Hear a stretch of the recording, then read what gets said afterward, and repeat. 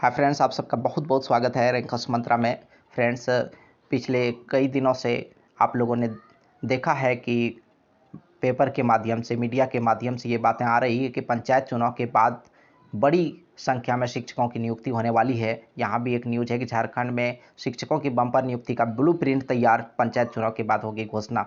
तो फ्रेंड्स, अगर हम लोग पिछले 1 से 2 साल का समय देखें तो इस तरह की बातें कई बार मीडिया में आई है कि अगले 3 महीने में, अगले 2 महीने में बम्पर नियुक्ति होने वाली है। तो नियुक्ति वर्ष घोषित किया गया है 2021 को, इसमें शिक्षकों की बम्पर नियुक्ति होने वाली है। लेकिन अगर वास्तविकता देखें तो वास्तविकता में नियुक्ति प्रक्रिया शुरू तक नहीं हो पाई, एक भी नियुक्ति नहीं हो पाई। तो बार बार ये न्यूज़ मीडिया में आ रही है और मैं भी आप तक पहुंचा रहा हूं, तो आप कहेंगे कि सर ये इस तरह के न्यूज़ बार बार आप कर रहे हैं, लेकिन ये वास्तविकता नहीं है।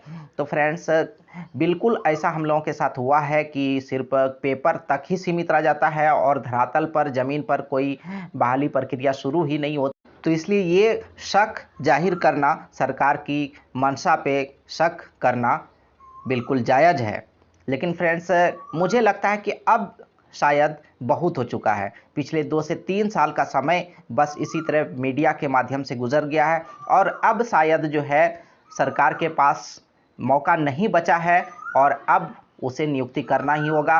और देखा आपने कि नीति आयोग ने भी खरी खोटी सुनाई है कि आपको नियुक्ति करना ही होगा। तो फ्रेंड्स, इस बार आशा करनी चाहिए कि पंचायत चुनाव के बाद सच में नियुक्ति प्रक्रिया शुरू हो सके, चाहे वो प्राथमिक स्तर पर हो, हाई स्कूल के स्तर पर हो या +2 शिक्षक के लिए बहाली की प्रक्रिया हो। तो फ्रेंड्स, यहाँ पर जो है पंचायत चुनाव के बाद होगी घोषणा।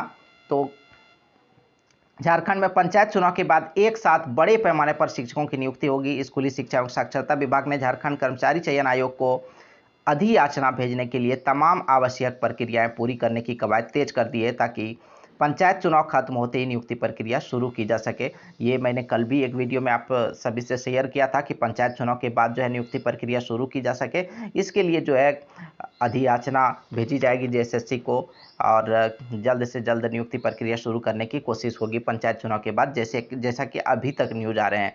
+2 स्कूलों में 3119 स्नातकोत्तर प्रशिक्षित शिक्षकों की बहाली होनी है। साथ ही जो है प्राचार्यों की, +2 स्कूलों में प्राचार्यों की भी बहाली होनी है।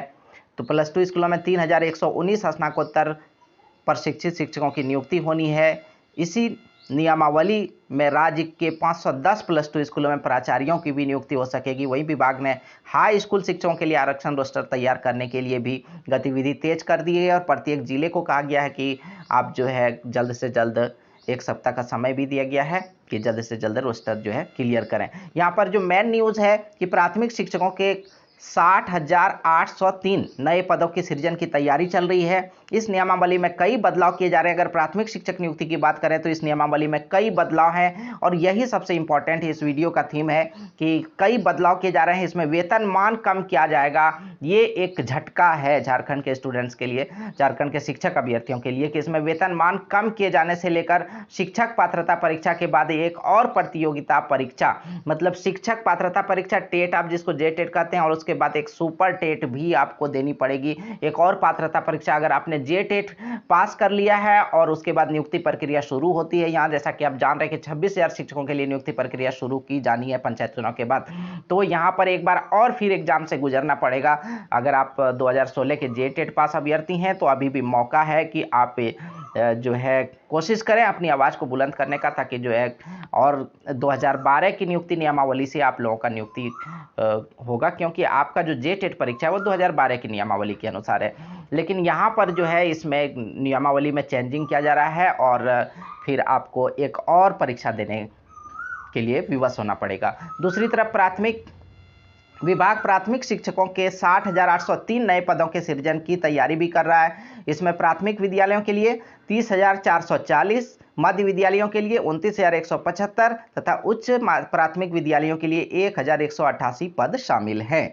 विभागीय मंत्री की स्वीकृति के बाद प्रशासकीय पद वर्ग समिति की स्वीकृति के लिए दोबारा प्रस्ताव भेजा जा रहा है। बता दें कि समिति ने पूर्व में पदों को कम करने की अनुशंसा के साथ फाइल लौटा दी थी।